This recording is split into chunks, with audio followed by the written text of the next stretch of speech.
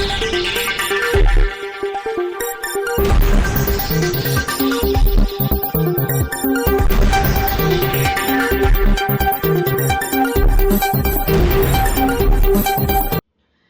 તાલુકા પંચાયતની ખાલી પડેલી સાદલી 2ની એક બેઠક માટે કોંગ્રેસના ઉમેદવાર કનુભાઈ પટેલે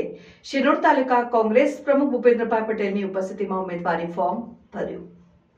શિનોર તાલુકા પંચાયતની સાદલી 2ની ખાલી પડેલ બેઠકની પેટા ચૂંટણી 16 ફેબ્રુઆરીના રોજ યોજાનાર છે, ત્યારે આજરોજ શિનોર તાલુકા પંચાયતની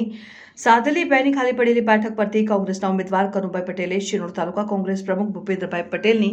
ઉપસ્થિતિમાં ઉમેદવારી ફોર્મ શિનોર તાલુકા સેવા સદન કચેરી ખાતે ચૂંટણી અધિકારીને રજૂ કર્યું, જેમાં શિનોર તાલુકા કોંગ્રેસના હોદ્દેદારો અને કાર્યકરો મોટી સંખ્યામાં ઉપસ્થિત રહ્યા હતા। રિપોર્ટર સંજય ખત્રી સાથે જેસલ વસાવા, શિનોર સમાચાર ન્યૂઝ, શિનોર। આજ રોજ અમે સાદલી 2 પેટા ચૂંટણી તાલુકા પંચાયતની પેટા ચૂંટણી સાદલી 2નું ફોર્મ ભરવા માટે આવ્યા હતા કોંગ્રેસ રાષ્ટ્રીય કોંગ્રેસ પક્ષ તરફથી, અને આજ રોજ અમે